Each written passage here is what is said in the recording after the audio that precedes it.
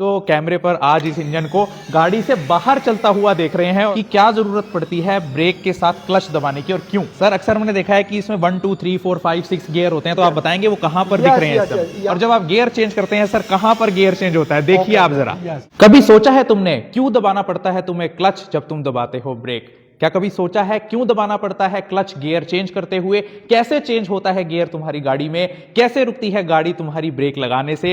जानेंगे आज, क्योंकि मैं आया हुआ हूं society for Ashok Leyland drivers training institute Garhi Padla Kaithal में, और मेरे साथ हैं राजवीर। और आप इस समय जो असेंबली देख रहे हैं इससे अभी आप अपने कैमरा स्क्रीन पर, जिसमें इंजन है, क्लच असेंबली है, गियर बॉक्स है, प्रोपेलर शाफ्ट है और पहिया हू बहू ये पूरा वो मॉडल जिससे आपकी गाड़ी चलती है या रुकती है। राजवीर जी, क्या ये चलती भी है क्या? तो चलाइए ना प्लीज सर। तो देखिए आप इसको कैमरे पर आज इस इंजन को गाड़ी से बाहर चलता हुआ देख रहे हैं, और राजवीर जी से जानेंगे कि क्या पूरी साइंस है आपके ब्रेक के दौरान क्लच दबाने की। राजवीर जी, मेरा पहला सवाल आपसे ये है कि क्या जरूरत पड़ती है ब्रेक के साथ क्लच दबाने की और क्यों, जी बताएं। तो अभी देख सकते हैं इंजन से पावर हासिल हुआ, क्लच असेंबली से पावर ट्रांसफर होता है गियर बॉक्स में ड्राइवर जरूरत के हिसाब से गियर सेलेक्ट करके देन गाड़ी को मार्च करता है, और गियर बॉक्स से ड्राइव प्रोपेलर शाफ्ट से डिफरेंशियल से हाफ शाफ्ट से ड्रम, देख रहे हो आप घूम रहा है, ड्रम से रिम से टायर, और गाड़ी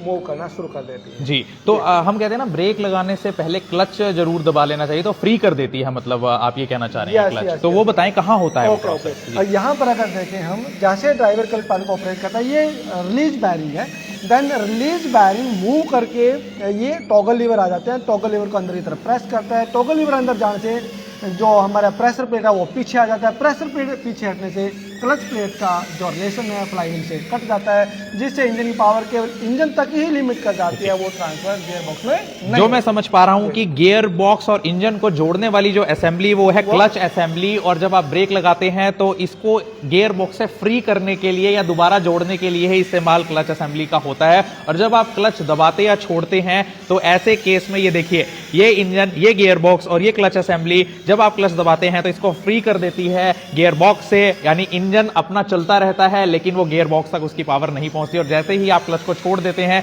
दोबारा से क्लच प्लेट जाकर जुड़ जाती है गियर बॉक्स से। और जब आप गियर चेंज करते हैं सर, कहां पर गियर चेंज होता है, देखिए आप जरा। ड्राइवर गियर लीवर से जैसे गियर को सिलेक्ट करता है, देन ये आता है सिलेक्टर मैकेनिज्म के माध्यम से शिफ्ट स्टार्ट 4 के द्वारा सेलेक्ट किए गए गियर के प्रोजेक्शन के साथ मैच हो जाती है, देन उसी गियर की ड्राइव को प्रोपेलर शाफ्ट के माध्यम से आगे पास होता है। सर अक्सर मैंने देखा है कि इसमें 1 2 3 4 5 6 गियर होते हैं, तो आप बताएंगे वो कहां पर दिख रहे हैं? यहाँ पर देख सकते हो रिवर्स गियर आ जाता है, ये फर्स्ट गियर आ गया, second gear, third gear, fourth gear, fifth gear, then ये आ जाता है सिक्स्थ गियर, जो सबसे स्पीड में चलाती है। तो ये क्या फर्क हो जाता है कि जब हम 6th गियर पे ले जाते हैं तो गाड़ी तेज चलने लगती है, ऐसा क्या साइंस है यहाँ पर? इसमें क्या होता है, जो गियर रेशो होता है टीथ के आधार पर वो तैयार किए गए हैं। जैसे ही सबसे स्मॉल गियर सबसे बड़ी गियर को रोटेट करेगा, देन यहाँ पर पावर है जो रिडक्ट होगा, यानी ड्राइव जो कम होगा। यहाँ पर देख सकते हो, अगर ये छोटा गियर 10 राउंड करता है अपने एक्सेस के ऊपर, तो ये मुश्किल से 1 राउंड पूरा कर पाता है। तो यानी ड्राइव को यहाँ पर है जो वो कम किया गया है, यानी जितने कट्स लगे हुए हैं उसके ऊपर वो स्पीड निर्धारित करते हैं गियर। तो शायद आपने पहली बार जाना होगा कि गियर्स में क्या डिफरेंस होता है। अक्सर हम सोचते हैं कि गियर क्या और फास्ट कर देती है गाड़ी को, कैसे कर देती है। तो सर आप ये बताएं अब कि क्यों जरूरी है कि गियर बॉक्स का अलग हो जाना इंजन से? यस, अगर हम वन टाइम इंजन को क्रैंक करते हैं तो बैटरी की पावर बहुत लॉस होती है, बार बार इंजन को क्रैंक ना करना पड़े। वन टाइम जब इंजन को क्रैंक करते हैं, कंटिन्यू वर्किंग में रहे, तो इस करके क्लच को हम दबा लेते हैं, ब्रेक अप्लाई करते हैं। अगर ब्रेक अप्लाई करने के साथ साथ क्लच को अप्लाई नहीं करते, देन इंजन बार बार शट डाउन होता है। तो आप ये देखिए, प्रोपेलर शाफ्ट जो अल्टीमेटली गियर बॉक्स से आपके इस डिफरेंशियल को जोड़ती है वो प्रोपेलर शाफ्ट है। तो बताएं सर, ब्रेक कहाँ अप्लाई होती है और ब्रेक शूज जरा दिखाएं एक बार। फाइनली जब गाड़ी को हम रोकते हैं, ये देख सकते हो आप, ये ब्रेक शू आ जाता है, ये ड्रम आ जाता है। जैसे ड्राइवर ब्रेक को अप्लाई करता है, देन केम है जो शू को बाहर एक्सपेंड करेगी। केम अगर शू बाहर एक्सपेंड होगा, देन ड्रम को होल्ड कर देंगे, ड्रम के साथ रिम आ जाता है, रिम के ऊपर टायर, गाड़ी रुक जाता है। जी, इंजन होगी, क्लच असेंबली होगी, गियर बॉक्स होगी, प्रोपेलर शाफ्ट हो गया, डिफरेंशियल हो गया। तो इस पूरे सेटअप को हम कैसे यूज कर सकते हैं, इसके बारे में जान के कि रोड सेफ्टी में ये काम आए, एक्सीडेंट्स कम।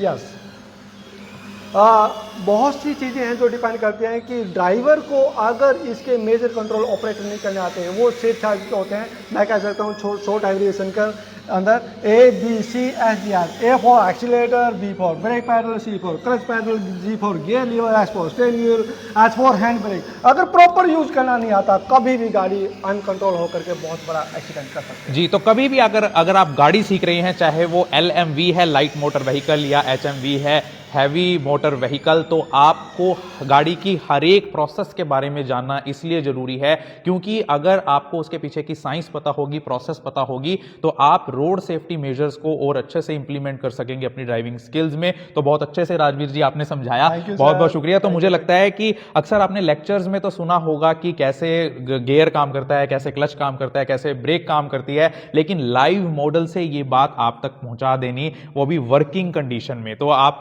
कभी भी गाड़ी को चलते हुए उसे खोल कर नहीं देख सकते हैं, लेकिन यहां पर हम देख पा रहे हैं। और आज मेरा भी डाउट क्लियर हुआ सर कि कैसे गियर चेंज होने पर स्पीड बढ़ जाती है, क्योंकि जो उसके अंदर के कट्स हैं वो जितने बारीक होंगे उतनी स्पीड।